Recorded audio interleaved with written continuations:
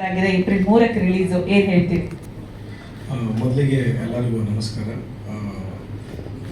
ನಾವು 5 ಗಂಟೆಗೆ ಸ್ಟಾರ್ಟ್ ಮಾಡಬೇಕಿತ್ತು, ಬಟ್ ಸ್ವಲ್ಪ ತಡವಾಯಿತು. ದಯವಿಟ್ಟು ನಮ್ಮ ತಂಡನ ಕ್ಷಮಿಸ್ಕೊಡಿ. ನಾನು ಕರುಣಾಕರ.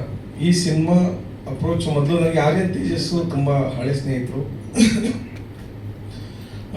ಇಬ್ಬರು daily walking mates.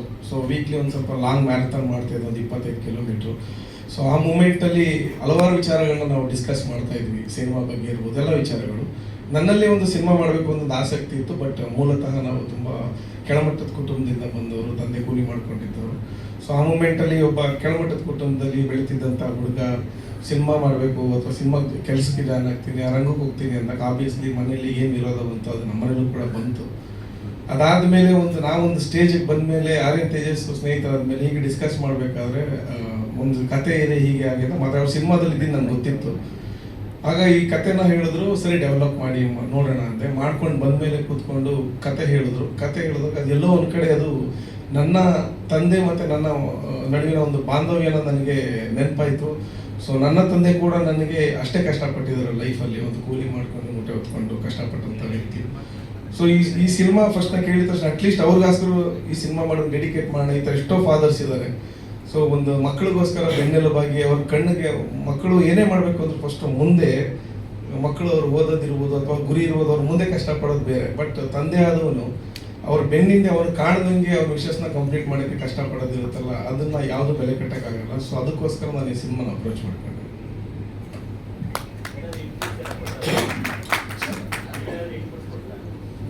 Definitely sir, improve ಕೊಟ್ಟಿದ್ದೀನಿ. ಹೌದು ಸರ್, ಗೊತ್ತಿದೆ.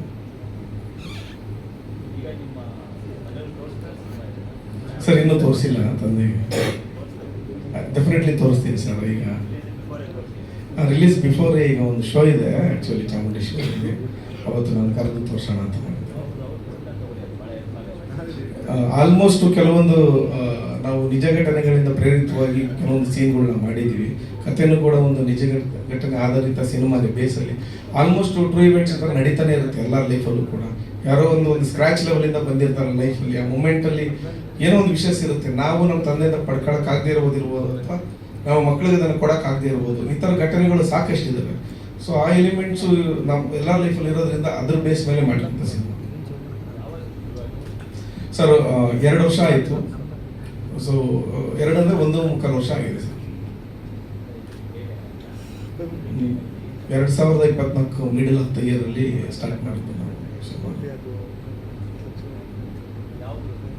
ಸರ್ ನನ್ನ ಮೂಲತಃ ಮೈಸೂರು, ಬಟ್ ಇರೋದೆಲ್ಲ ಹಾಸನ. ಅದೇ ಸರ್, ವಿಜಯ್ ಸರ್ ಹತ್ರ ಮಾತಾಡಿದ್ದೀವಿ. ಮೊದಲಿಗೆ ಒಂದು 50 ಥಿಯೇಟರ್ಸಲ್ಲಿ ಪ್ಲ್ಯಾನ್ ಮಾಡ್ತಾ ಇದ್ವಿ, ಸ್ಕ್ರೀನ್ಸಲ್ಲಿ. ಆನಂತರ ನೋಡೋಣ, ಸಿನಿಮಾ ರೆಸ್ಪಾನ್ಸ್ ನೋಡ್ಕೊಂಡು ಮುಂದೆ ಹೋಗೋಣ ಅಂತ ಮಾರ್ಕೆಟಿಂಗ್ಗೆ ಬೇಕಾಗಿರುವಂಥ ಒಂದಿಷ್ಟು ತಂಡದ ಜೊತೆ ಮಾತಾಡಿ ಅದಕ್ಕೆ ಬೇಕಾಗಿರುವಂಥ ಕೆಲಸಗಳನ್ನ ಮಾಡ್ತಿದ್ವಿ.